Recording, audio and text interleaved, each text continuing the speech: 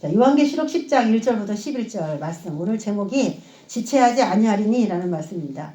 1절부터 11절 같은 그런 말씀 속에 중복돼서 나오는 그런 이야기가 이 10장에서 가장 중요하다. 이렇게 말할 수 있는 구절입니다. 그래서 우리가 읽다 보면 나오죠. 지체하지 아니하리니 지체하지 아니하리니 그런 얘기도 좀 두 번 반복해서 나오고 또 핵심적으로 좀 우리가 눈여겨봐야 될 게 발을 하나는 바다를 밟고 한 발은 바다를 밟고 하나는 땅을 밟고 있는 그 천사의 모습이 거론되고 있습니다. 그래서 천사가 그냥 서 있으면 서 있다 이렇게 표현하면 되는데 한 발은 바다를 밟고 한 발은 왼발은 땅을 밟고 있다. 이런 표현들을 왜 굳이 이렇게 한 번이 아니라 여러 번 반복해서 쓴 것일까? 처음 읽을 때는 그냥 그렇게 썼나 보다 그렇게 생각하겠지만은 이 요한계시록에서는 굉장히 이 단어 하나하나의 비밀들이 굉장히 많이 들어있습니다. 그래서 왜 이런 구체적인 표현들을 반복해서 사용했는가 이것을 우리가 이제 알아야 되는데 10장을 이해하기 전에는 그 전의 것을 잠깐 이해됩니다. 요한계시록은 22장까지 있는데 1장부터 5장까지는 약간 심판을 위한 준비 작업들이에요. 그래서 심판은 누가 할 수 있는 것인가? 그래서 교회에게 회개하라고 먼저 2장 3장에 촉구를 하시고 4장 5장에서는 심판주 어린 양 대신 예수 그리스도께서 보좌에 앉으셔서 심판을 준비하는 아주 리얼한 모습들이 그대로 표현되어 있습니다. 그건 하늘에서 일어나는 일이기 때문에 땅에서는 우리가 볼 수가 없는데 요한이 하늘로 이끌려 올라가서 그것들을 본 거예요. 그래서 우리에게 알려주는 건데 왜 교회에게 회개하라고 했는지 그 이유가 이제 4장 5장에서 나오는 거예요. 어린 양 대신 예수께서 심판을 이제 준비하실 거기 때문에 그래서 교회가 회개하고 준비해야 된다 이렇게 얘기하는 것이죠. 대부분 교회는 회개하지 않아도 된다 이런 이론들이 이제 교회 안에 너무 많아요. 그런 이단들도 있어요. 뭐 영생교, 뭐 올림픽 체조 경기장 빌려가지고 많은 사람들을 거다 놓고 우리가 죄에 대해서 양심에 찔리고 아파한 거 이제는 자유해라 자유해라 자유해라 하면서 그 많은 사람들 수만 명을 선동할 때 사람들이 이제는 죄에서 이제 해방되었다 마음에서 해방되었다 그리고 죄를 또 져요. 죄를 또 지면서도 죄에서 마치 해방된 것처럼 그렇게 이제 예수 그리스도의 십자가를 믿는 사람들은 이제 죄 짓는 것에 대해서 인식하지 않아도 된다 이렇게 말을 하니까 자신 무슨 죄를 졌는지 성령님 오늘은 또 내 양심에 꺼리 끼는 이런 것들 외에 또 알려주실 것이 없나요? 하면서 기도할 필요가 없게 되는 것이죠. 그래서 회개를 굉장히 부정합니다. 그래서 제가 이제 그런 이야기들을 이제 사람들에게 듣고 정말 이게 진짜 회개가 교회는 필요가 없는 것인가? 그럼 어떻게 그들에게 정말 회개는 필요한 것이다. 교회도 회개해야 된다. 그 말을 찾을 수 있는 것인가. 막 뒤져보다가 찾은 게 요한계시록 2장 3장입니다. 2장 3장에서 교회에게 회개하라고 7교회 중에 5교회한테는 얘기를 하는 거예요. 그래서 이것은 누가 뭐라고 해도 변명할 수가 없는 것입니다. 교회에게 회개하라고 분명히 언급했기 때문에 그 회개가 제일 필요한 게 누구냐? 교회예요, 교회. 7교회 중에 5교회나 회개할 필요성을 갖고 있었다는 것입니다. 그러니까 어떻게 되는 것이냐? 교회가 회개할 필요성을 못 느낀다는 것은 그 수많은 운동장에 모인 그 사람들이 회개하지 않음으로 인하여 지옥 갈 수 있다는 거예요. 그럴 위험이 있다는 거예요. 목욕한 자는 발밖에 씻을 필요 없다 그랬죠. 발을 씻어야 됩니다. 그게 그날그날의 회개입니다. 우리가 침례를 받고 완전히 하나님 앞에 다시 태어났다 할지라도 발을 닦아야 될 거 아니에요. 발은. 근데 그런 것조차도 우리가 양심에 전혀 꺼리지 말라? 그런 얘기가 없어요. 성령님이 우리 안에 들어오셔서 하시는 일이 뭡니까? 우리를 거룩하게 하시는 일 아닙니까? 거룩하지 않은 것 드러내시지 않습니까? 내가 왜 그랬을까? 왜 그랬을까? 하나님 고쳐주세요. 제 힘으로는 못해요. 주님이 도와주세요. 그래서 울고 찾고 그렇게 한 거 아닙니까? 자, 그래서 이 요한계시록에서는 엄청난 많은 비밀들, 교회에서 많은 이단들이 출현합니다. 교회에서 맨 처음에는 건전한 교회를 출발하지만은 시간이 지나면 그래도 다 이단들이 되는데 왜 그러냐면 성경을 잘 이해하지 못하기 때문인데 자, 우리가 오늘 10장을 하기 전에 5장까지는 그런 준비 작업들이 아주 세세하게 기록이 되어 있고 6장부터는 이제 심판이 하나하나 진행이 됩니다. 자, 요한계시록에는 심판이 3개가 있어요. 첫 번째는 7인이라는 게 있고 두 번째는 7 나팔이라는 게 있고 세 번째는 7 대적이라는 심판이 있습니다. 그러니까 우리가 회개가 필요하다라고 얘기를 했다는 것은 교회도 회개하지 않으면 그 심판이 교회에게도 분명히 임할 수 있다는 얘기가 되는 것입니다. 만약에 요한계시록에 나오는 심판이 교회와 전혀 상관이 없다고 한다면은 지금 바이러스가 이렇게 돌고 그럴 때 우리 마스크 쓸 필요가 없어요, 사실은. 우린 자유하니까. 죄로 인하여 오는 모든 질병, 고통이 우리에게 상관이 없기 때문에 쓰고 있잖아요. 그래서 6장에는 7개의 인이 쭉 소개가 되어 있고 6장, 그리고 8장에는 7 나팔의 이야기가 8장 9장에 소개되어 있고, 또 그 다음에 이제 대접의 이야기가 저 뒤에 16장에 가서 소개가 되어 있습니다. 그래서 오늘 10장을 이해하기 전까지 여태까지 있었던 심판을 대충 그래프로 나타낸다면 이렇게 되겠습니다. 자, 6장, 7장, 8장, 9장, 10장, 11장. 오늘은 이제 10장이죠. 그렇기 때문에 그 앞에 무슨 얘기가 있었고, 오늘 같은 10장은 제가 보라색으로 표현했어요. 그 전에 7장도 보라색으로 표현되어 있죠. 이렇게 빨갛게 표현된 장이 있고 보라색 표현이 된 장이 있습니다. 이것은 뭐냐면은 본격적으로 이제 심판주가 등장을 하셨으니까 심판하셔도 됩니다. 그래서 인이 떼지는데 6장에서 보면은 첫째 인부터 여섯째 인까지 순서적으로 떼어집니다. 흰말, 붉은말, 검은말, 청황색말, 그리고 다섯째 인 뗄 때에 순교자들이 제단 아래에 있는 모습, 여섯째 인을 뗄 때에 해달별, 그리고 땅에 큰 지진이 있는 거, 하늘이 두루마리 같이 말리는 이런 것들이, 이런 재앙들이 선포되어 있습니다. 흰말은 뭐예요? 흰말? 아시는 분 얘기해 보세요. 흰말은 짐승의 거짓말, 미혹 이런 거라 그랬어요. 붉은 말은 전쟁, 검은 말은 기근, 청황색 말은 전염병이죠. 이것이 어떻게 연결되어 있습니까? 마태복음 24장에도 그대로 연결되어 있고, 에스겔 9장부터 11장까지 쭉 읽어보면 요한계시록이랑 맞물리는 그런 구절들이 많이 나와 있습니다. 자, 그 6장에는 딱 여섯째 인을 떼었어. 그러면 여섯 번째 인까지 딱 떼졌으면 그 다음에는 무슨 얘기가 나와야 되냐면 7번째 인이 나와야 돼요. 상식적으로. 그쵸? 1, 2, 3, 4, 5, 6까지 쭉 6장에 나왔으니까. 그러면 7장에는 뭐가 나와야 되냐면 7째 인이 소개가 되어 있어야 된다는 거예요. 그런데 오늘 도표를 보시면 알겠지만 7째 인이 어디가 있느냐? 8장, 9장에 가 있습니다. 그럼 7째 인이 떼지기 전에 7장이라고 하는 딱 중간에 들어가는 삽구조 같은 문장이 딱 들어가 있습니다. 왜 6번째 인과 7번째 인 사이에는 왜 저렇게 한 장이라고 하는 그 구간을 할애해서 다른 이야기를 이렇게 넣었을까? 이런 것들이 요한계시록에서 몇 개가 이렇게 등장을 합니다. 그 요한계시록에는 아주 순차적으로 일이 진행되는 이야기를 기록했는데, 이런 이야기를 2000년 전의 이야기로 7장을 해석해버리고 10장 같은 경우를 옛날 이야기로 이렇게 가져가고서 해석을 해버리니까 6장에서 왜 인이 띄어지다가 8장에서야 7번째 인이 띄어지는지 이야기가 잘 맞지 않는 거예요.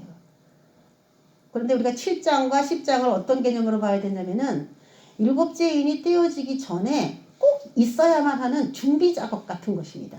준비 작업. 만약에 7장에서 그런 준비 작업이 제대로 되지 않으면은 7번째 인은 굉장히 중요한 사건이기 때문에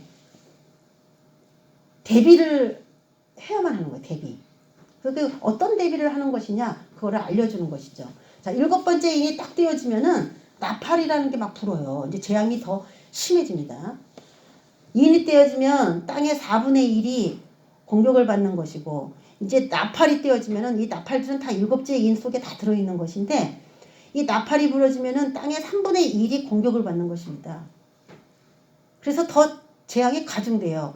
그러면은 여러분이 만약에 이 세상을 한 영역을 주관하는 팀장이라면은 여태까지 4분의 1이 흔들리면서 심판이 있었어요. 그런데 이제는 3분의 1이라고 하는 막중한 심판으로 뭔가 바뀌게 될 때에 여러분은 무슨 일을 하기를 원합니까? 만약 그 팀 안에 내가 너무너무 좋아하는 사람이 있어. 사랑하는 사람이 있습니다. 그러면은 여기에 이제 3분의 1의 재앙이 더 심한 재앙이 이제 들이닥치는 거예요. 그럼 여러분이 제일 먼저 뭐 하겠어요? 거기 내가 사랑하는 사람이 있어, 거기에.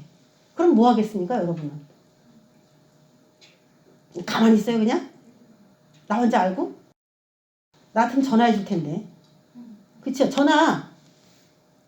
야, 거기 위험한 일이 닥친대. 빨리 피해. 라든지, 이렇게 대비를 해. 예를 들어, 식량난이 온다. 그러면 어떻게 되겠어요? 쌀을 사, 얼른 사. 이렇게 있죠. 무슨 문제가 닥치느냐에 따라서 알고 있는 사람은 거기에 대해서 행동하게 돼 있다는 거예요. 그것처럼 이 7장은 하나님이 자신이 사랑하는 교회와 자신이 그 일을 주관하시고 뭐 위에서는 하나님이 주관하시지만은 이 땅에 일어나는 모든 이런 땅을 망가뜨리는 일은 다 사탄이 하는 거예요. 근데 하나님이 못하게 그냥 주리를 틀고 그러시면 되는데 그러지 않았다는 것이죠. 근데 하나님은 그 사탄이 하는 그 일조차도 자신에게 이로운 방향으로 사용하고 계세요. 그래서 자신의 이로운 방향으로 사용하시는 방법이 뭐냐? 새하늘과 새 땅을 그분은 또 만들면 되니까. 그분은 또 만들면 되니까. 그러면 왜 이 예전에 있었던 지구를 멸망시킬 때 왜 하나님은 가만히 보고만 계시는가? 사탄이 망가뜨리도록 왜 망가뜨리는데 가만히 계시는가? 왜냐면 사탄의 종말이 그들이 그렇게 악을 행하는 것에 따라서 그들의 종말을 선언할 수 있기 때문에 그렇습니다. 하나님의 공의가 죄 없는 사람을 심판하게끔 못해요. 주님은 공의로운 분이라 공평하게 자신이 범죄한 사람에게 대해서는 사형을 언도할 수가 있습니다. 근데 잘못하지 않은 그런 영적 존재라 할지라도 하나님이 사형 선고를 내릴 수가 없어요. 그래서 그가 땅을 내버려 두는 계획을 세울 때도 하나님은 다 아시지만 두는 겁니다. 왜? 내가 다시 새하늘과 새 땅을 만들 수 있으니까. 난 능력이 있기 때문에. 할렐루야. 네. 그런 것입니다. 너희들은 악을 행해라 이거예요. 내 백성에게 악을 행하라. 만약에 그 원리가 틀렸다면은 예수님이 십자가에서 죽으시기 전에 하나님이 손을 쓰셨어야죠. 안 그렇습니까? 예수님이 돌아가시기 전에 하나님이 나타나셔서 공중부양시켜가지고 십자가에서 탁 내려가고 착지를 탁 가셔갖고 탁 이렇게 뭐 체조 선수처럼 그렇게 하셨다면은 더 유명해졌을지도 몰라. 이 복음이 덮어졌을지도 몰라. 근데 한 가지 죽음이라고 하는 그 사망 권세를 붙잡아서 예수님한테 그 열쇠를 탁 엉겨주는 그 일을 못하잖아요. 합법적으로 못하잖아요. 왜? 예수님이 죽음을 이기지 못했기 때문에. 죽음을 이긴 사람에게 네가 이겼구나 그러고 사망의 그 권세의 그 키를 그 죽음을 이긴 사람에게 탁 주면서 인정을 탁 해줄 수 있는 그 합법적인 절차가 있어야 되는데 아무리 내 아들이라고 불법을 해가고 죽지도 않은 사람을 죽었다가 부활한 걸로 인정해서 열쇠를 줄 수는 없는 것입니다. 죽음과 싸우게 두는 거예요. 겨루기를 시키는 겁니다. 왜? 죽어도 살릴 수 있기 때문에요. 하나님의 전략이 어떻게 보면 우리 성도가 신앙생활하면서 하나님이 너무 잔인하시다. 나를 사랑하지 않나? 내가 이렇게 힘든데 보고만 계시나? 하나님은 아프지 않나? 나의 이런 모습이? 이런 생각이 들어요. 저도 들어요. 그만하셨으면 좋겠다. 이제는 좀 뭔가 이렇게 훈련을 그만 시키셨으면 좋겠다. 이런 생각이 들 때도 있어요. 그런데 예수님께서 어찌하여 나를 버리셨나이까? 아버지여, 아버지가 어찌하여 아들인 나를 버리셨나이까? 아버지인데 왜 나를 버리셨나이까? 그렇게 울부짖을 때까지 그분에게 손을 안 내미는 거예요. 근데 그게 싫어서 그런 게 아니고 예수님에게 줄 권세가 너무 크기 때문에 그랬어요. 크기 때문에. 내가 너무 다른 사람보다 고난을 좀 진하게 받는 것 같다 그러면은 여러분은 어떤 사람입니까? 큰 권세자가 되는 것입니다. 할렐루야. 큰 권세 받는 사람이 되는 것입니다. 자, 7째인을 떼면은 나팔이 막 부는데 알려줘야죠. 그러니까 7장에 보면은 14만 4천 명하고 셀 수 없는 흰 옷 입은 무리들이 등장을 합니다. 그래서 14만 4천 명에게 이마에 탁탁탁탁 인을 치고 이마에 인을 친다는 게 과연 뭐냐? 그런 걸 우리가 배웠어요. 탁탁탁탁 이마에다 인을 치고 흰 옷 입은 셀 수 없는 무리들은 대환란을 통과하고 물이 져서 나오는 그 모습을 봤어요. 자, 14만 4천 명은 대환란 들어가기 전에 대환란 들어가서도 무슨 일을 하게끔 하기 위해서 인을 친 것이고 대환란 들어가기 전에 그리고 흰 옷 입은 셀 수 없는 무리는 큰 환란에서 나오는 무리다 이렇게 소개하고 있기 때문에 이거는 대환란에서 이긴 사람들이구나. 흰 옷 입은 사람이 이긴 사람입니다. 이긴 사람들이 나오겠구나. 그래서 지금 나팔 제약이 시작되면은 지구에 막 땅과 바다에 물샘 강물 해달별에 막 난리가 나요. 그런데 내 종들이 사역을 해야 되는데 그 지진이 일어나고 바다가 피가 되고 그렇게 막 역사가 일어날 때 내 종들이 사역하다가 죽으면 안 돼요. 그러니까 인을 쳐서 그들을 보호하는 작업을 해야 그래야 7째인이 탁 띄어지는 겁니다. 그래서 7장이 여기서 소개될 수밖에 없는 것입니다. 이제 중대한 일이 이루기 때문에 준비 작업들이 지금 전 세계에 지금 코로나가 돌고 있는데 이게 바로 그런 거예요. 새로운 세계가 오기 전에 지금 딱 준비 방학 같은 기간입니다. 이런 방학 같은 어떤 시즌과 시즌 그 사이에 노인 시간이에요. 그 다음에는 무슨 세상이 펼쳐질지 모르는데 우리가 대충 알기로는 지금보다는 무서운 세상이 펼쳐집니다. 그레이트 리셋이에요. 모든 분야가 다 여태까지 우리가 생활했던 시스템으로 가진 않습니다. 동일하게 갈 수 없습니다. 달라집니다. 그러면서 어떻게 이 짧은 시간에 그럴 일이 일어날 수가 있을까라고 할 만큼 이제 다 준비가 된 거고 이제 이런 틈바구니 틈새 7장 같은 이런 틈새를 딱 이용을 해서 다음 세대로 가기 위해서 준비를 그들은 그들의 아는 사람들에게 다 이제 준비시켰어요. 코로나 다음엔 뭡니까? 기후재앙이라고 했어요. 땅을 사고 이제 그들이 아니까 자신들이 어떻게 이제 할 건데 다 아니까 자신이 아는 사람들에게 땅 사서 이제 앞으로 농사 짓지 않으면 뭐 사서 먹는다는 건 있을 수가 없어요. 이제 기후재앙 때문에 제대로 농사도 안 됩니다. 거기에 필요한 전략들을 자기의 사람들하고 쫙 짜놓고 제일 피해가 누구냐? 교회입니다. 성도들이에요. 그런 것들을 알지 못하고 대비하지 못하기 때문에 성도가 당할 수 있는데 하나님은 또 그런 걸 통해서 피할 길을 또 내셔서 아무리 기근이 들어도 시냇가에 인도하시는 그런 하나님이지 않습니까?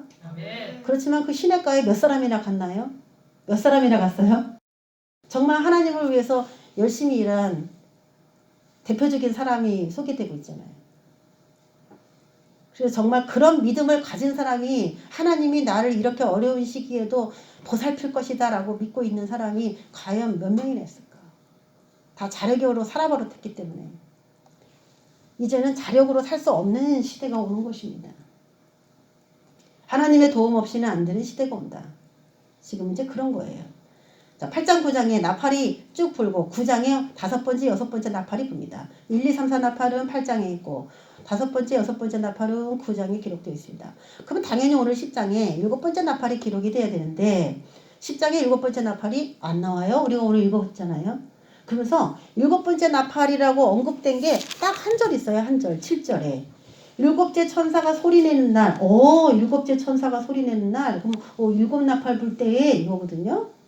소리내는 날 그의 나팔을 불려고 할 때에 하나님이 그의 종 선지자들에게 전하신 복음과 같이 하나님의 그 비밀이 이루어지리라 그러면서 나팔 불 때에 하나님이 선지자에게 미리 말씀하셨던 그 사건들을 이제 드디어 실행하실 것이다. 예고! 나팔은 불지 않고 7번째 나팔에 대한 예고만 10장에 딱 들어있어요. 그러면 언제 7번째 나팔이 부러지느냐? 11장 15절에 7번째 나팔이 그때서야 부러져요. 그러면 10장과 11장의 중반부까지는 7번째 나팔이 부러지기 위해서 뭔가 준비해야 할 그럴 일들이 있다는 거예요. 그래야 10장을 좀 우리가 이해할 수 있습니다. 그러면 이 예고편 우리가 드라마 같은 거 할 때도 그러죠. 다음 주에는 이런 드라마가 나옵니다. 그래서 뭐 예고 짧게 만들어가지고 하면은 어머 재밌겠어 그리고 막 그거 찾아서 보려고 하잖아요. 그러는 거 같이 이 세상에도 그래요. 그런 것처럼 7째 나팔 불 때 선지자들에게 말씀하신 그 복음과 같이 하나님의 비밀이 이루어져? 그 비밀이 이루어져? 그게 뭐지? 그게 뭐길래 오늘 10장과 11장 초반부에 이런 이야기를 하셨을까? 이렇게 이제 독자가 궁금해하는 거예요. 그리고 감을 잡아보는 거죠. 자, 오늘 10장을 하나하나 보겠습니다. 자, 내가 또 보니 힘센 다른 천사, 힘센 천사가 나옵니다. 구름을 입고 하늘에서 내려오는데 그 머리 위에 무지개가 있고 그 얼굴을 해갖고 그 발은 불기둥 같으며 요 모습만 보면은 마치 요한계시록 1장의 인자의 모습, 예수 그리스도의 모습을 소개한 그런 모습이 있는데 꼭 예수님 같다 이런 생각이 듭니다. 근데 예수님은 이미 어린 양으로서 심판을 주도하고 계시기 때문에 굳이 여기서 힘센 천사라고 나올 이유가 없는 것입니다. 어린 양 자신이 심판권을 이미 이행하시고 보좌에 앉으신 장면이 4장 5장에 나왔기 때문에 이제 힘센 다른 천사라는 이름으로 예수님을 소개할 이유가 전혀 없어요. 그래서 힘센 천사는 어떻게 이해해야 되냐면은 힘센 천사입니다. 그냥 힘센 천사가 맞는 거예요. 힘센 천사가 왜 힘세다고 얘기했는지 계시록 5장 2절에 보면은 힘 있는 천사죠. 큰 음성으로 이르기를 누가 그 두루마리를 펴며 그 인을 떼기에 합당하냐. 그 7인 심판이 이제 일어나기 위해서 인을 떼야 되는데, 쉽게 얘기하면 책이 이렇게 있는데 책이 여태까지 이 책에 재앙들이 잔뜩 있어요. 심판의 내용들이 있는데 여기 이렇게 인이 이렇게 있어. 근데 인을 이렇게 뗄 때마다 여기는 심판이 이제 실행이 되는 건데, 이 심판을 이거 인을 떼려면 이 안에 있는 심판이 이제 튀어나와요. 실행이 돼요. 그러면은 누가 이 인을 떼냐? 이 세상에서 죄를 이긴 사람만이 심판권을 행할 수 있죠. 자신이 죄가 있는데 죄 있는 사람은 어떻게 심판하겠습니까? 공의가 그걸 인정하지 않습니다. 그래서 자신이 죄 없다라고 하나님께 인정을 받아야만, 그래야만 누군가를 심판할 수가 있는 거예요. 자, 그런데 그런 이야기가 진행되는 가운데 그 인을 떼기에 합당하냐 하면서 이 힘 있는 천사가 말하는 게 심판을 누가 과연 행할 것인가? 이런 물음을 하고 있는 거예요. 그 인을 떼기에 합당하냐? 이 얘기는 누가 이 세상을 심판하기에 합당합니까? 라고 물었다는 거예요. 심판에 대해서 굉장히 관심이 많은 천사죠. 10장에 오늘 우리가 보면은 힘센 다른 천사, 오른발은 바다를 밟고 왼발은 땅을 밟고 서 있다. 오늘 본문이고, 요한계시록 18장 21절에는 힘센 천사가 큰 맷돌 같은 돈을 들어서 바다에 던지는데, 이 맷돌이 돌이 아니라 바벨론이라고 하는 악한 나라, 하나님 나라의 반대는 바벨론입니다. 하나님이 세우신 나라는 하나님의 나라고, 요한계시록 쪽으로 볼 때 사탄이 세운 왕국은 바벨론입니다.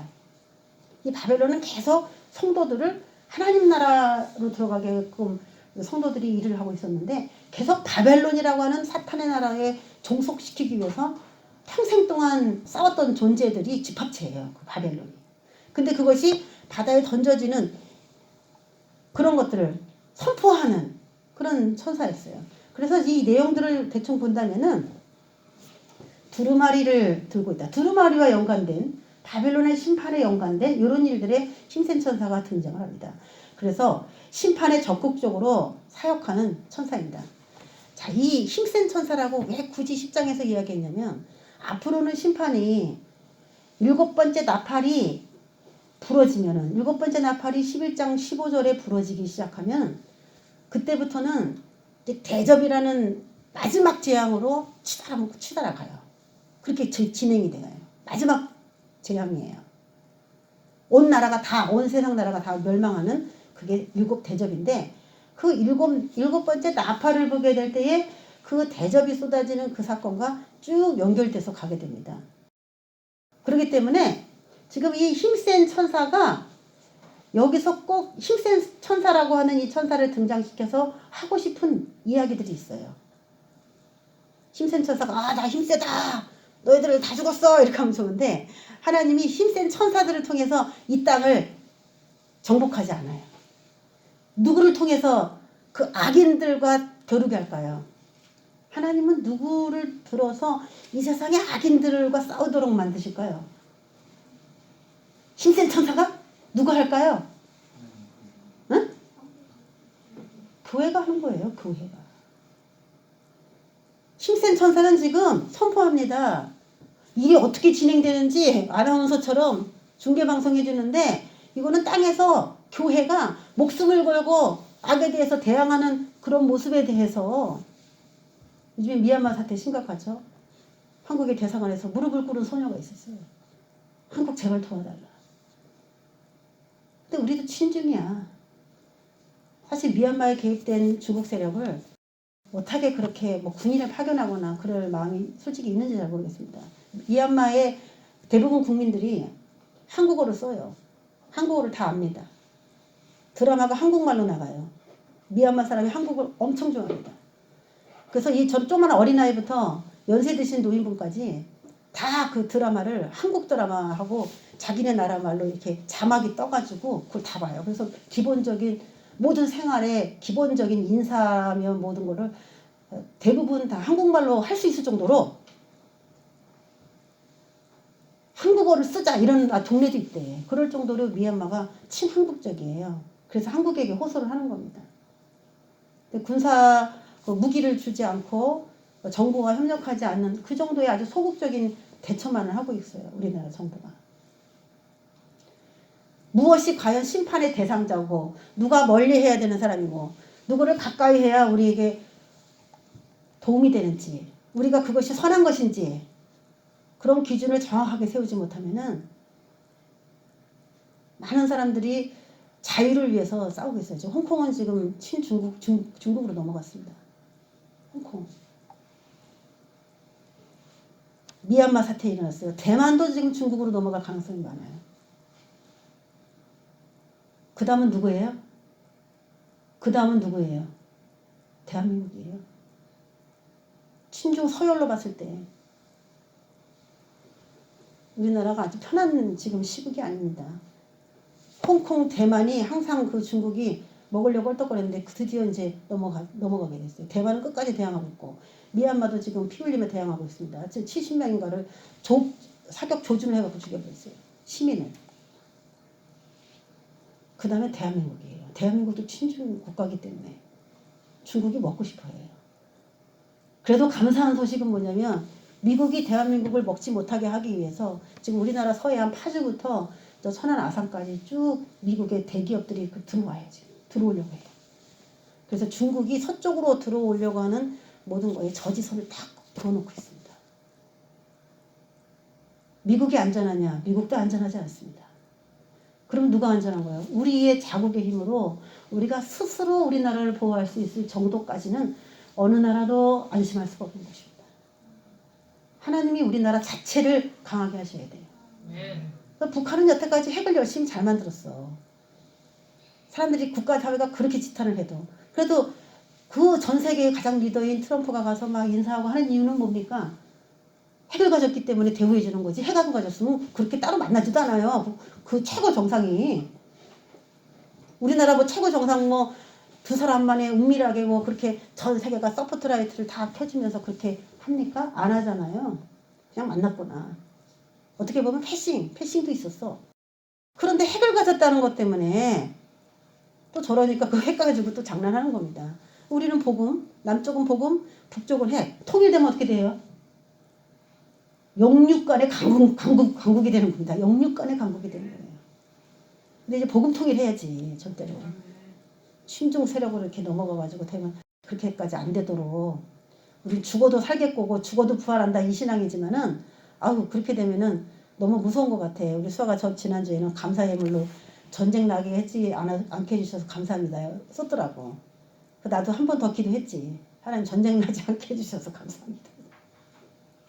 전쟁이 난 다음에 엄청난 그 피해, 그 미얀마 소년들이 지금 이게 진짜 우리 땅 현실에서 일어나는 일인가 막 꿈 같다는 거예요. 막 너무 잔인한 현실들이 일어나기 때문에.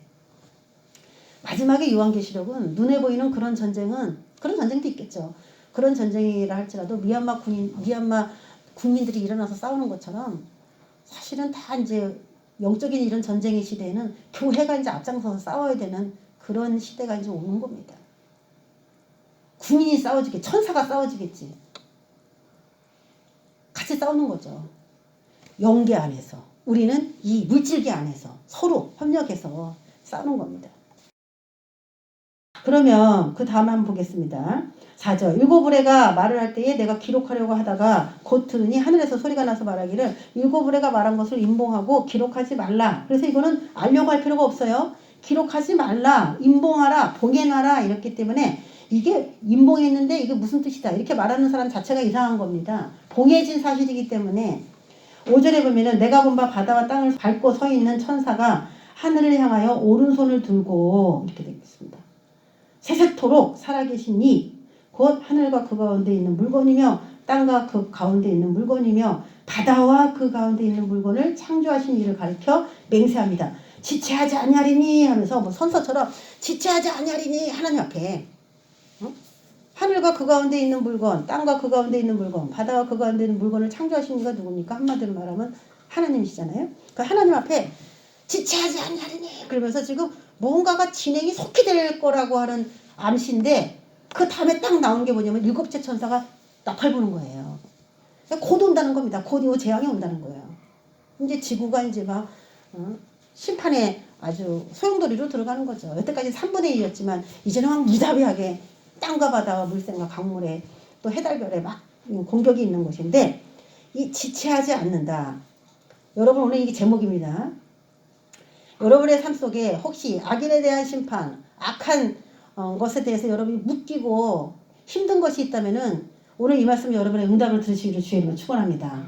지체하지 아니하리니 하나님이 내 피를 신원하여 주지 아니하시기를 어느 때까지 하겠습니까? 어느 때까지 하겠습니까? 내 피를 신원해 주지 않기를 어느 때까지 하시려나이까라고 하나님의 성도들이 그렇게 울부짖을 때 잠깐 기다려 하면서 이 일들을 쭉쭉쭉 진행해 나가셨어요. 근데 이제는 7번째 천사가 나팔을 불게 되면은 더 이상 그들이 기다릴 필요가 없을 정도로 그들이 여태까지 기도했던 그 약속들이 하나하나 다 풀어지는 것을 말하고 있습니다. 하나님을 많이 기다리셨습니까? 조금 기다리셨어요? 많이 기다리셨어요? 지칠 정도로 기다리셨습니까? 저도 막 기도하다가 옛날에 막 기도하다가 더는 못 기다려요. 더는 못 기다리겠어요. 내가 막 몸부림으셨어요. 밤에 철회하면서 빨리 들어주세요. 나 더 이상 못 기다리겠어요. 더 이상 못 기다리겠어요. 그 숨이 막 넘어가겠더라고. 나를 너무 힘들게 해. 더 이상 못 기다립니다. 그래서 내가 막 그랬어. 근데 매일 내가 기도를 했지만 그 문제로 기도를 했지만은 더 이상 기다릴 수 없을 만큼 막 턱이 찼어요. 근데 역사가 그 다음날 일어났어. 그 다음날. 그래서 언젠가는 그 소원이 이루어지는데 이제 지체하지 아니하리라는 이 힘센 천사의 말이 참 이 힘을 주는 말이에요. 7절에 일곱째 천사가 우리가 지난 시간에 10장 7절만 가지고 설교를 한 타임 했습니다. 일곱째 천사가 나팔을 불게 될 때에 선지자들에게 전하신 복음과 같이 이루어지는 그 비밀이 도대체 뭐냐 이런 것들을 이제 다뤄봤습니다. 그래서 쉽게 말하면 고린도전서 15장에 있는 것처럼 고린도전서 15장에서는 마지막 나팔이라고 소개가 되어 있습니다. 그럼 나팔이 7개 있기 때문에 마지막 나팔은 7번째 나팔이 됩니다. 그러면 그때 무슨 일이 일어나요? 부활이 일어나요. 부활이. 죽은 자들이 먼저 부활하고 또 살아있는 우리도 그 후에 변화되어 올라간다. 변화체. 그래서 천년왕국에는 부활체도 있고 변화체도 있습니다. 죽었다가 살아날 때 부활된 몸으로 들어가요. 천년왕국에. 그리고 살아있는 우리에게는 변화. 이 몸이 변화되어 들어갑니다. 그래서 실제로 천년왕국은 영적인 사람, 부활체를 입은 그런 존재와 육체를 가진 사람이 같이 공존하는 세계예요. 천년왕국은. 그래서 뭐가 있냐? 죄가 있습니다. 사탄은 무적행에 천년 동안 감금되지만 육체를 가지고 들어가는 사람들이 있기 때문에 죄가 여전히 존재합니다. 그래서 천년이 끝나고 난 다음에 그 무적행에 갇혔던 사탄을 한번 풀어서 한번 흔드는 거예요. 또 한번 흔들어서 이제는 영벌과 영생으로 완전히 나눠지는 그런 시스템으로. 그러니까 걸르고 체질하고 또 걸러가지고 영혼 세계에 합당한 사람들을 이제 넣는 식으로. 그렇게 아주 치밀적으로 일을 하고 계신 거예요. 자, 그런 이야기가 이제 지난 시간에 7절만 가지고 성경 구절들을 우리가 다 나눠봤으니까 이해가 잘 안 되시는 분들이나 못 들으신 분들은 한번 참고해서 들으시길 바라겠어요. 자, 지체하지 아니하리니. 자, 지체하지 않는다는 이 얘기. 그럼 7째 천사가 땅을 밟고 있다, 땅을 밟고 있다, 바다를 밟고 있다. 그게 무슨 이야기인지 제가 이제 막 연구를 하는데 한 구절을 딱 찾으니까 이게 모든 게 해소가 됩니다. 아직 안 나왔기 때문에 여러분은 이 구절을 모르는데 요한계시록 12장 11절 12절 보면은 사탄의 그 하늘에서 사탄과 용과 그 사자들하고 미가엘과 그 사자들이 격돌하는 장면이 나와요. 둘이 막 싸우는 장면이 나와요. 그리고 연기에서 보이는 장면인데 땅에서는 이제 그리스도인들과 악한 사람들끼리 서로 싸우겠죠. 땅에서는. 근데 그 싸움이 여기서 영적으로 이제 소개가 된 장면이 12장에 나옵니다. 근데 땅에서 어떻게 싸우냐면은 우리 형제들이 미가엘의 사자들 속에는 우리 형제들이라고는 교회가 포함이 되어 있는 겁니다. 우리 형제들이 어린 양의 피와 자기들이 증언하는 말씀으로써 그를 이겼으니 용과 그 사자들을 이겼으니 그들은 죽기까지 자기의 생명을 아끼지 않고 열심히 싸웠어요. 그래서 이겼어요. 그래서 어떻게 됐냐? 하늘로 이끌려 올라간 거죠. 목숨을 아끼지 아니하였다는 것은 죽었다는 거예요. 숭배했다는 얘기입니다. 그럴 정도로 진리는 진리인 것이다라고 목에 칼이 들어와도 외쳤다는 것이죠. 아닌 건 아닌 것이다라고 말했다는 것이죠. 그렇게 말하다가 그걸 거짓말이라고 말해! 예수는 구원자가 아니라고 말해! 라고 하면 그들에게 아니다, 예수는 여전히 구원자다. 예수의 이름을 부르는 자만이 구원 얻을 수 있다. 그 목에 칼이 들어와도 그거 외치다가 결국은 생명을 아끼지 않고 싸운 게 바로 그거예요. 복음이 무엇이냐를 정확히 알고 있었어야 돼요. 그런데 그 자들이 죽으니까 어디 가요? 하늘 가겠죠? 그래서 하늘과 그 가운데 거하는 자들은 즐거워하라, 이런 장면이 12장에 나옵니다. 그 대신 땅과 바다는 화 있을진저 그러면서 좀 목숨을 더 연명해볼까? 그렇게 생각했던 그 어린 그리스도인도 있을 것이고, 아직 죽을 때가 되지 않은 하나님이 참 신실하지만 숨겨둔 그런 사람들도 있을 거예요. 근데 그런 사람들은 땅과 바다에 있는 사람들인데, 마귀가 위에서 그 하나님의 그 사자로서 일을 한 그 성도들이 하늘로 딱 올라가는데 한두 명이 아니에요. 우리가 좀 전에 7째 나팔 불 때 했던 얘기처럼 역대로 죽은 하나님이 인정한 그리스도인이 다 부활하는 거예요. 다 부활해가지고 하늘로 올라간 거예요. 부활의 사건을 암시하고 있는 겁니다, 이게.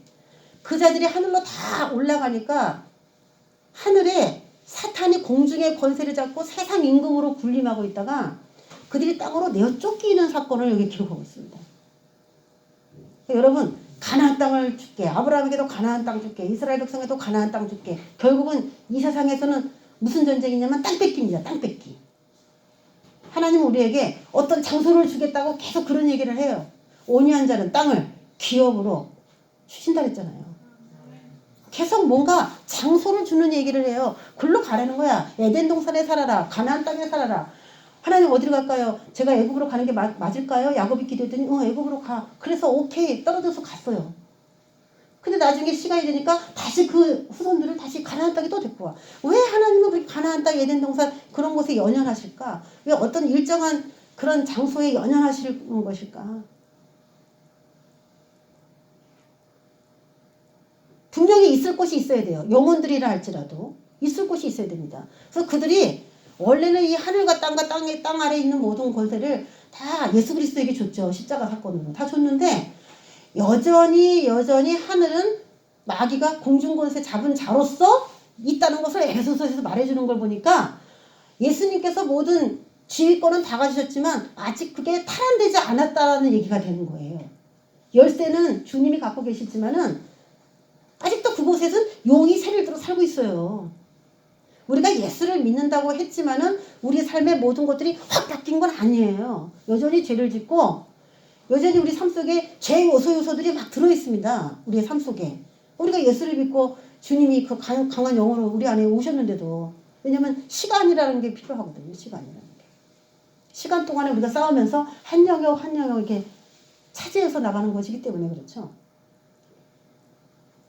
그래서 이제 땅의 권세, 하늘 권세를 다 예수님이 갖고 계시기 때문에 어찌되었든 간에 시간이 좀 문제였었지 이제는 그 하늘을 내어줘야만 하는 계약 완료 기간인 거예요. 이게 계약 완료 기간.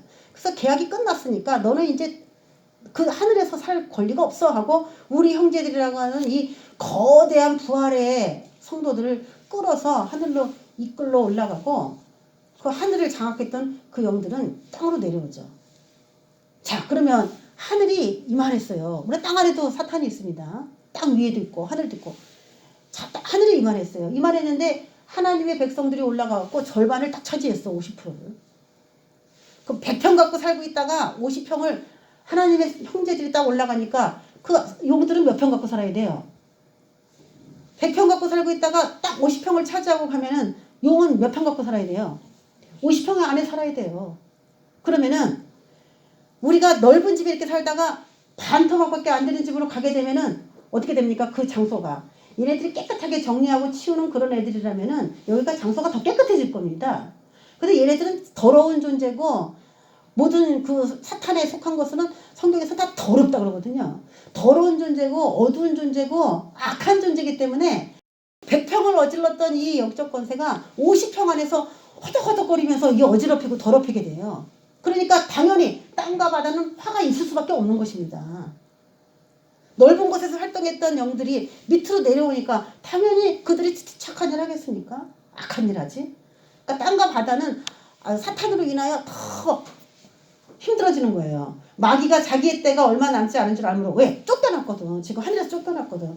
그러면 이제 또 쫓겨나겠구나. 그 사탄이 이제 밑으로 또 쫓겨날 거예요. 밑으로 또 쫓겨날 거예요. 계속 우리 형제들이 계속 이 하나님이 예수님에게 준 권세의 땅을 가나안 땅 정복하듯이 정복할 겁니다. 시작된 거예요. 이제 얘네가 바짝 긴장합니다. 야, 이거 위태롭다. 이게 다 우리가 썼었는데 백평을 50 뺏겼어? 지금 싸우지 않으면은 이것도 또 뺏기겠네. 긴장 상태로 들어가는 겁니다. 그런데 결국 어떻게 해요?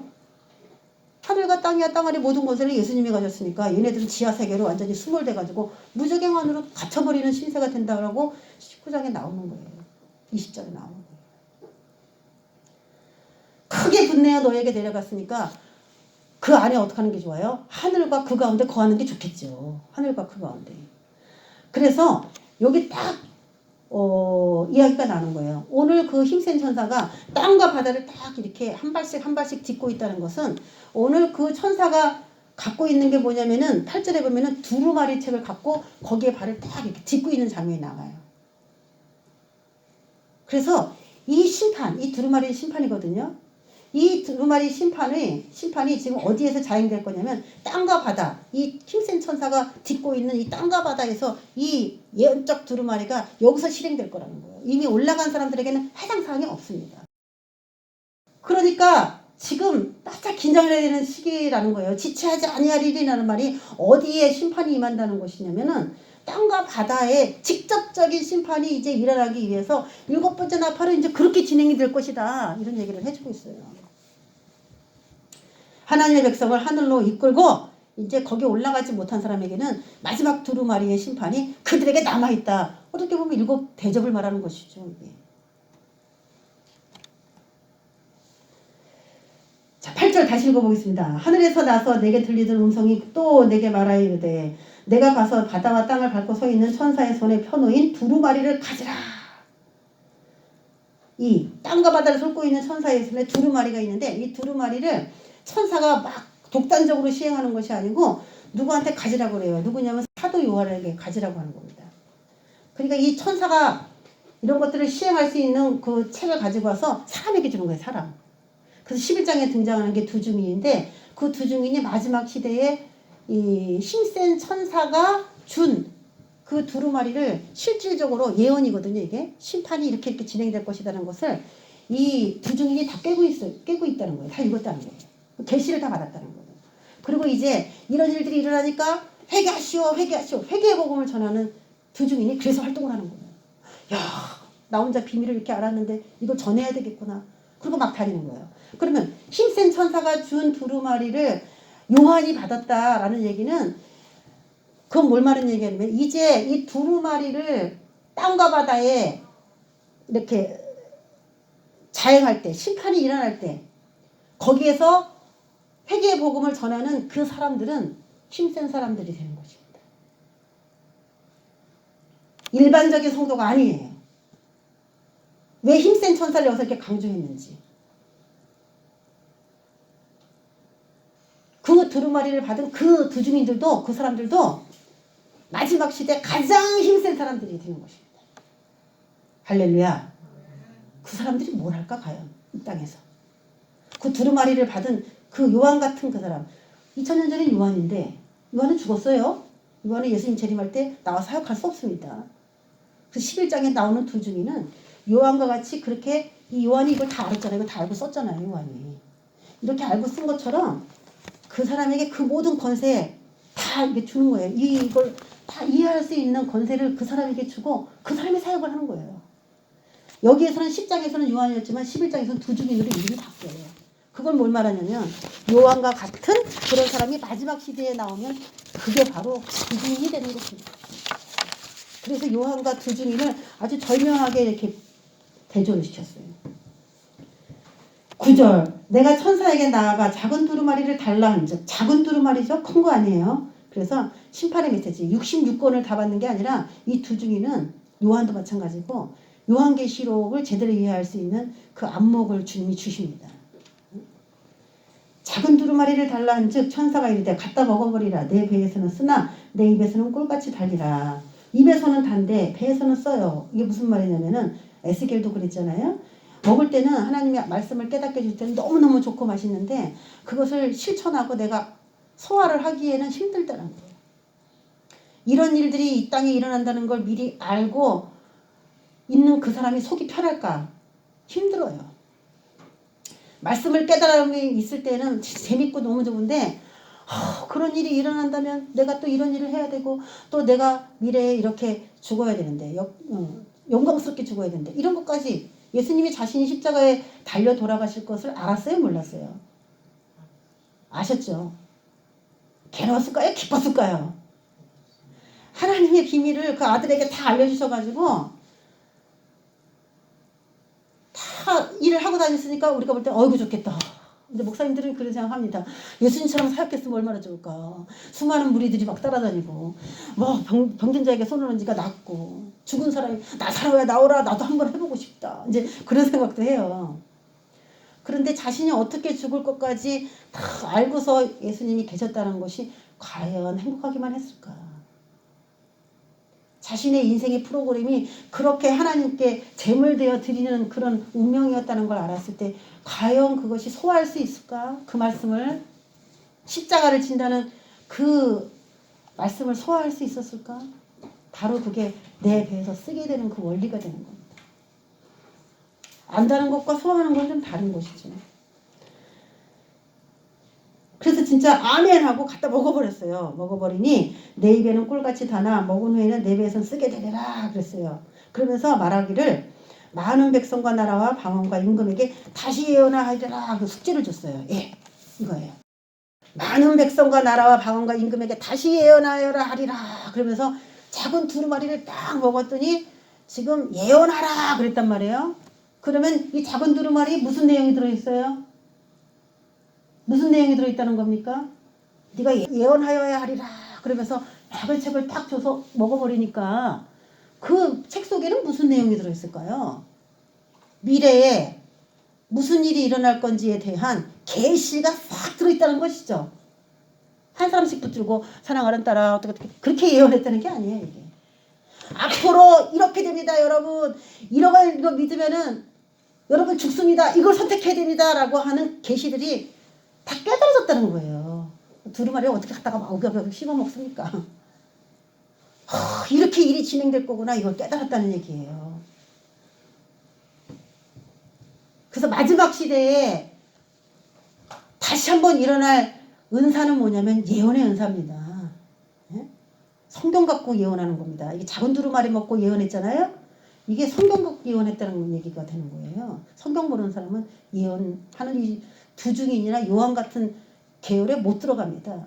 마지막 시대 가장 핵심적인 건 뭡니까? 성경을 알아야 됩니다. 왜 내 백성이 왜 망해요? 하나님을 아는 지식이 없어서 망하지 않습니까? 지식이 잘 준비되면 뭐가 좋은데 에스라가 70년 바벨론 포로에서 사람들을 이끌고 왔잖아. 에스라가 제사장. 성경 공부를 나라가 이렇게 바벨론에 끌려가는데 뭘 해? 공부를 뭘 해? 성경을 뭘 읽어? 난 타이틀만 제사장일 뿐이야. 그리고 띠까띠까 놀았으면은 70년 바벨론 포로에서 이제 국민들 인솔하고 그럴 때 에스라한테 율법을 좀 국민들에게 선포하세요. 그래서 말 못해요. 준비되지 않아서. 바벨론 포로에 있는데 뭘 율법을 읽어. 그렇게 했다면은. 그런데 하나님께서 언젠가 자기를 쓰실 줄을 알고 늘 준비한 그 복음이 결국 이스라엘 백성들이 율법을 낭독할 때 막 울었다는 거예요. 내가 법을 안 지켜서 우리나라가 이렇게 되었구나. 성경대로 살지 않아서 이렇게 되었구나. 하나님 다시는 이렇게 나라 없이 떠도는 그런 민족 되지 않게 해주세요. 그렇게 울었다는 거예요. 우리가 나라가 있으니까 아무것도 아니지 나라 없으면 정말 비참합니다. 자, 우리가 교회에서 망각하고 있는 게 뭐냐면은 은혜의 복음과 이 요한계시록에 나오는 영원한 복음을 이해하지 못하는 것이 참 요즘에 이제 요한계시록 설교에서 참 가슴이 아파요. 예수 그리스도를 믿으면 구원이다. 네, 맞죠? 그거는 구원받기 위한 입문이에요. 입문이고 요한계시록에서 구원받기 위한 그 최고봉을 소개하고 있습니다. 예수 그리스도 십자가 믿으면 그냥 구원이 되는데 그거 구원의 시작이에요. 시작. 그 시작이면 마침도 있어야 되잖아요. 그렇죠? 네가 정말 예수님의 죽으심에 스스로 동참하고 그 죽으심에 동참하고 그 부활에 동참한다는 것을 지식으로 받아들였다면 너 진짜 그렇게 행할 수 있어? 이거잖아요. 너 진짜 그렇게 행할 수 있어? 예수님이 하나님 말씀에 순종하셨죠. 아들이시면서도 순종했다. 그것이 이제 예수님이 잘하신 일이에요. 아들이심에도 불구하고 순종하셨어요. 그렇다고 해서 하나님이 생명까지 나한테 바칠 필요 없어 그렇게 안 하셨다는 것이잖아요. 시작은 순종하는 작은 일부터 시작하셨지만 예수님도 결국은 자신의 온 생명을 희생하셔서 하나님께 바치는 걸로 마무리가 됐습니다. 교회가 십자가의 복음, 십자가의 예수님이 나를 죽었다 살리셨다, 그걸 아는 그 지식으로 마치 100%다 된 것처럼 생각을 하고서 있는데, 그것이 아니라 너 나를 위해서 목숨을 내놓을 수 있어? 거기에 아멘 할 수 있어야 돼요. 거기 합격한 사람이 누굽니까? 아브라함인 거잖아요. 아들 갖다 바쳐라. 피 같은 나의 분신인 내 아들을 어떻게 갖다 바칩니까? 그렇게 할 수도 있어요. 그 이삭은 곧 아브라함입니다. 그 아들은 곧 나야. 내 생명하고 맞바꿔도 아까운 그런 존재인데, 그 이삭을 바치려는 것은 자기를 죽이는 거와 똑같아요. 아브라함 자신을 하나님께 바쳤다는 얘기랑 똑같은 겁니다. 그래서 인정받았잖아요. 이제야 내가 나를 경외하는 줄 알았도다. 그래서 은혜의 복음은 우리가 잘 알고 있습니다만은, 이 요한계시록 14장 6절에 나오는 영원한 복음은 마지막 시대에 가장 민감한 사항이고 핵심적인 사항입니다. 14장 6절에 보면 다른 천사가 공중에 날아가는데 땅에 거주하는 자들 곧 모든 민족과 종족과 방언과 백성에게 전할 영원한 복음을 가졌더라 그랬어요. 자, 마지막 시대는 무슨 복음? 영원한 복음. 이거 영원한 복음 얘기하면 너 이단 아니야? 막 이런 얘기할 텐데, 그럼 성경이 이단이지 뭐. 성경에 이런 얘기 있는지도 몰라고. 우리 빌라델피아 교회가 성경에 있는지도 모르더라고. 있는지도 모르고, 너 이름을 그렇게 이상하게 지셨어요? 이러더라고. 이상하게 졌네. 미국에서 유학 갔다 오셨어요? 그럴 수도 있고. 영원한 복음을 가졌더라.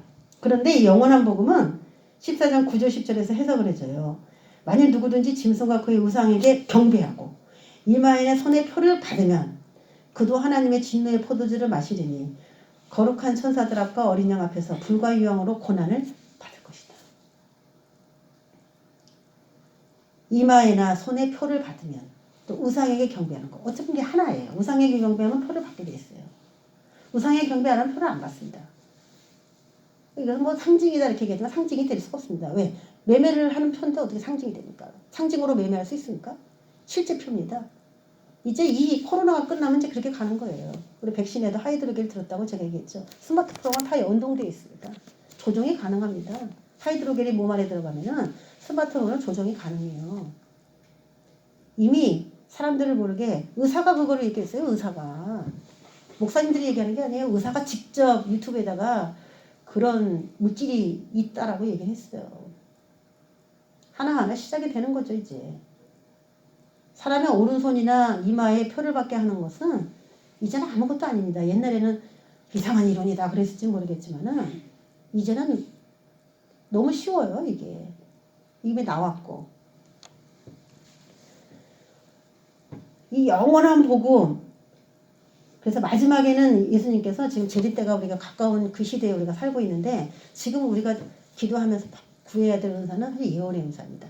고린도서 12장부터 14장까지 은사에 대해서 쫙 소개하는데 14장에서는 너희가 특별히 예언을 하려고 하라 그랬어요. 그래서 모든 은사 중에 특별히 예언을 하라고 했던 이유를 여러분이 아셔야 돼요. 세상 끝에 하나님이 가장 멋있게 사용하는 은사가 뭐냐? 예언의 은사입니다. 그 예언을 활성화시키기 위해서 먼저 주시는 은사가 뭡니까? 방언의 은사입니다. 그래서 영으로 하나님과 비밀을 막 말하도록 방언을 훈련시키고 난 다음에 영이 탁 열리게 되면은 그때는 하나님이 무슨 계시를 하시든지 그 비밀을 풀어낼 수 있도록 하나님과 비밀을 좀 말하는 작업이 있어야 비밀을 말하지 않습니까? 그렇죠? 대중에게 하나님과 비밀을 먼저 말하는 방언이 훈련이 잘 되고 성경을 읽는 그 과정들이 우리 삶에 있었어야 대중들에게 하나님이 무슨 비밀스러운 일을 행하실 것이라고 알려주지 않습니까? 아모스 3장 7절에도 선지자들에게 하나님께서 일하실 것을 그 비밀을 알려주지 않고서는 일하지 않으신다 그랬어요. 행하심이 결코 없으십니다. 선지자들에게 비밀을 알려주지 않고서는 결코 일하심이 없어요. 하나님께서. 그렇기 때문에 저는 이 교회가 탄생하고 마지막에 가장 그 교회로서 영광스럽게 하나님을 섬기는 방법은 오늘 그 10장의 요한처럼 11장의 두 증인처럼 그런 사역을 할 사람들을 주님이 교회 가운데서 발굴하시고 그 자들이 수가 주님이 원하시는 수만큼 딱 채워지면은 예수님 재림 준비가 그대로 스트레이트로 일어날 줄을 믿습니다. 근데 그런 마인드가 형성이 안 돼서 그런 마인드가 오늘 하루를 사는데 급급하고 뭘 잘 먹으면 좋을까 맨날 그런 것만 생각하고 그냥 교회 가서 오늘도 예배 드렸어 이렇게 살아가고 있기 때문에 주님의 마인드가 맞지 않고 교회 들어오면 다 구원 완성이지 라고 생각하니까 기도할 필요도 없고 말씀 읽을 필요도 없고 나태해지기 쉬운 것입니다. 저는 이 말씀을 읽고 야 이거 영광스럽다 엄청나다 막 해가지고 마지막에 이 사람들이 어디 갔냐면 20장까지 있어요. 이 사람들이 20장이에요. 천년왕국에 많은 사람들을 심판하는 권세를 가지고 이 보좌에 딱 앉아 있습니다. 이 자들이 비전을 받으시기를 주의 이름으로 축원합니다. 비전이 일어날지어다. 마음 안에서 나구나 오늘 그 얘기가 내 얘기구나 라고 받아들일 수 있는 믿음이 일어나시기 바랍니다. 우리 목사님들하고나 전도사님들하고 그런 얘기를 해도 아 목사님 저는 그렇게 할 수 있을까 뭐 맨날 생각만 하고 있어요. 뭐. 왜냐면 왕이다 우리가 세세토록 왕노릇하리로다 1000년 동안 왕노릇하리로다 이게 다 우리 얘기고 10고을 다진다 5고을 다진다 다 우리 얘기인데 그게 다스려 본 적이 없어가지고 맨날 그냥 종의 신세로 사는 것을 감사합니다 그냥 종을 천국에 그냥 저기 입성만 하게 해주세요 이런 그런 신앙생활이 기본적인 자세였던 거예요. 아무렇지도 않은 거죠. 조심해야 됩니다. 십자가의 예수를 믿으면 구원이다. 이건 은혜의 복음이었어요. 우리가 시작할 때 이렇게 시작해야 됩니다. 그런데 짐승의 표를 받지 말라. 우상에게 경배하지 말라. 이것은 영원한 복음입니다. 그러면 은혜의 복음을 받은 자가 영원한 복음을 무시해도 되겠습니까? 은혜의 복음 받았다고 영원한 복음 무시하면 되겠습니까? 안 됩니다. 왜? 그것도 복음입니다. 마지막 시대 복음입니다. 모세가 율법을 가르쳤을 때 사람들에게 그게 복음이었습니다. 근데 여호수아가 가나안 땅으로 가자. 아닌데 우리 광야에서 40년을 돌았는데 무슨 또 가나안 땅으로 가? 이러고 안 갔으면은 그 사람은 모세의 제자로만 남는 거지. 여호수아 가서 땅을 차지하는 것에는 그 사람은 빠지는 거예요.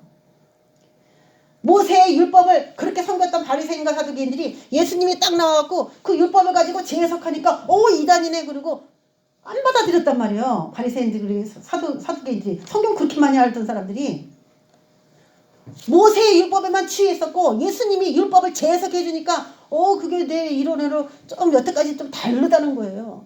마찬가지로 요한계시록에 눈이 열리지 않은 사람은 이 은혜의 복음에 젖어 있어서 이제 무슨 짓을 해도 그냥 구원인 거예요. 이렇게 아주 시대마다 오는 복음이 각각 달랐다는 것을 이해하시기를 바라겠습니다. 은혜의 복음을 받은 자들이 먹지 말아야 될 마지막 시대의 선악과 누가 먹었어요? 선악과 하와 여자가 먹었습니다. 말씀이 없는 사람이 여자예요. 말씀의 씨를 가진 사람이 남자입니다. 우리가 지금 여기서 여자라고 그래서 여자가 아니고 여기서 남자라서 남자가 아니에요. 말씀의 씨가 시주머니가 없으면은 여자인 거예요. 말씀의 시주머니가 있으면 남자인 겁니다. 성별과 구분 없이 그 육적인 성별일 뿐이고 영적인 세계 안에서도 성별이 있다는 걸 가르쳐주기 위해서 이 가정을 만든 거예요. 그런데 누가 그것을 먹었냐? 씨가 없는 여자가 먹었단 말이에요. 하와가. 지금도 누가 위험해요? 어린 신자들이 위험하죠. 성경 중심으로 배우지 않고 살지 못한 신자들이 위험한 겁니다. 마지막 시대에. 그 자들을 뱀이 노리고 있습니다. 선악과를 누구에게 먹이지? 탐스럽게 보이네. 지혜롭게 할 만큼. 근데 혼자 먹으면 괜찮은데 또 아담에게도 주어서 먹겠다는 게 이게 이제 문제가 되는 것이죠. 사탄이 역사하는 방법은 옛날이나 지금이나 똑같습니다. 예수 그리스도 어제나 오늘이나 동일하십니다. 그런데 우리가 날마다 속은 거를 이 몇천 년 동안에 사탄의 하는 짓거리를 읽으면서도 똑같이 속는 거예요. 그러니까 사탄이 인간을 우습게 볼 수밖에 없는 겁니다. 얼마나 우습게 보겠어요. 내가 똑같은 방법으로 속이는데도 인간이 무지해갖고 매일 속는 거야. 그런 겁니다. 자, 요약을 하자면은 오늘 요한계시록 10장은 6번째 나팔과 7번째 나팔 사이에 발생한 일들을 잠깐 소개했습니다. 그래서 9장에서는 5번째 나팔, 6번째 나팔까지 딱 불어지고 10장에서 원래 7번째 나팔이 불어야 되는데 11장에서 7번째 나팔이 불었다는 것이죠. 요약을 합니다. 그리고 10장에서는 일곱 번째 나팔이 불기 전에 준비 작업이다 이렇게 얘기가 되고 그 일곱 번째 나팔 불 때 무슨 일이 일어날 것인가를 살짝 보여주는 것입니다.